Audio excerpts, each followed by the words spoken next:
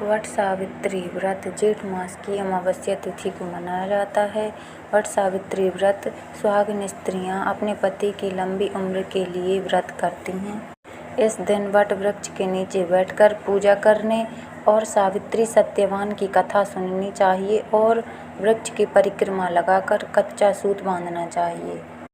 इस व्रत को करने से पति की लंबी उम्र होती है।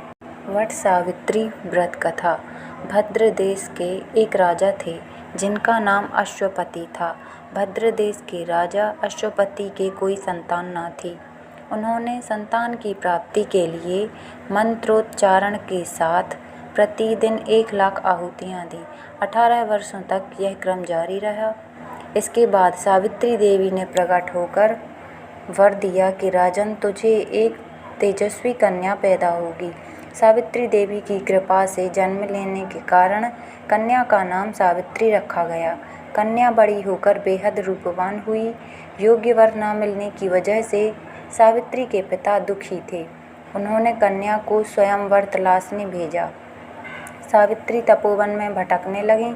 वहाँ साल्व देश के राजा धूमतसेन रहते थे।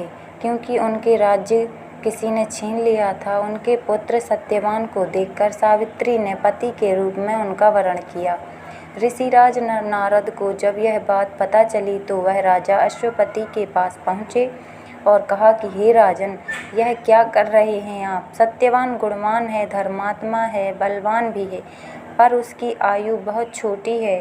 वह अल्पायु 1 वर्ष के बाद ही उसकी मृत्यु हो जाएगी। ऋषिराज नारद की बात सुनकर राजा अश्वपति घोर चिंता में डूब गए।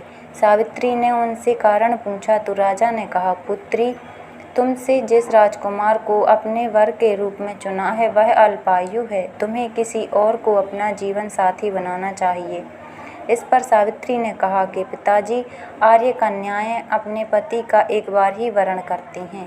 राजा एक बार ही आज्ञा देता है और पंडित एक बार ही प्रतिज्ञा करते हैं और कन्यादान भी एक बार ही किया जाता है। सावित्री हठ करने लगी और बोली, मैं सत्यवान से ही विवाह करूंगी। राजा अश्वपति ने सावित्री का विवाह सत्यवान से कर दिया। सावित्री अपने ससुराल पहुंचते ही सास ससुर की सेवा करने लगी। समय बीतता चला गया। नारद मुनि ने सावित्री को पहले ही सत्यवान की मृत्यु के दिन के बारे में बता दिया था। वह दिन जैसे जैसे करीब आने लगा, सावित्री अधीर होने लगी। उन्होंने 3 दिन से उपवास शुरू कर दिया। नारद मुनि द्वारा कथित निश्चित तिथि पर पितरों का पूजन किया गया। हर दिन की तरह सत्यवान उस दिन भी लकड़ी काटने जंगल चले गए। साथ में सावित्री भी गई। जंगल में पहुंचकर सत्यवान लकड़ी काटने के लिए एक पेड़ पर चढ़ गई। तभी उसके सिर में तेज दर्द होने लगा। दर्द से व्याकुल सत्यवान पेड़ से नीचे उतर गई। सावित्री अपना भविष्य समझ गई। सत्यवान के सिर को गोद में रखकर सावित्री सत्यवान का सिर सहलाने लगी। तभी वहाँ यमराज आते दिखे। यमराज अपने साथ सत्यवान को ले जाने लगे। सावित्री भी उनके पीछे पीछे चल पड़ी। यमराज ने सावित्री को समझाने की कोशिश की कि यही विधि का विधान है, लेकिन सावित्री नहीं मानी। सावित्री की निष्ठा देख यमराज को सावित्री से कहा कि देवी, तुम धन्य हो, तुम मुझसे कोई भी वरदान मांगो। सावित्री ने कहा कि मेरे सास ससुर वनवासी और अंधे हैं, उन्हें आप दिव्य ज्योति प्रदान करें। यमराज ने कहा, ऐसा ही होगा, जाओ, अब लौट जाओ। लेकिन सावित्री अपने पति सत्यवान के पीछे पीछे चलती रही। यमराज ने कहा, देवी, तुम वापस जाओ। सावित्री ने कहा, भगवान, मुझे अपने पति के पीछे पीछे चलने में कोई परेशानी नहीं है। पति के पीछे चलना मेरा कर्तव्य है। यह सुनकर उन्होंने फिर से उसी एक बार और मांगने को कहा।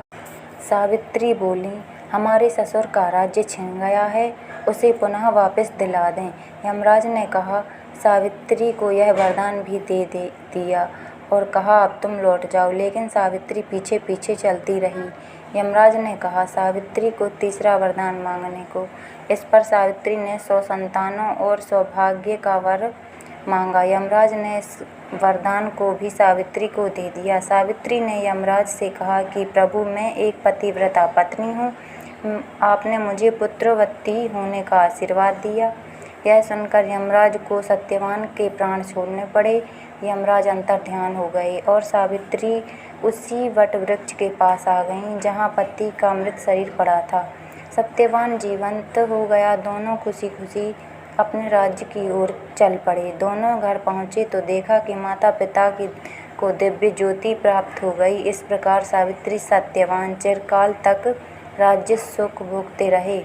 अतः पतिव्रता सावित्री के अनुरूप ही प्रथम अपने सास ससुर का उचित पूजन करने के साथ ही अन्य विधियों को प्रारंभ करें। वट सावित्री व्रत करने और कथा को सुनने से उपवासक के वैवाहिक जीवन या जीवन साथी की आयु पर किसी प्रकार का कोई संकट आया भी हो तो वह टल जाता है।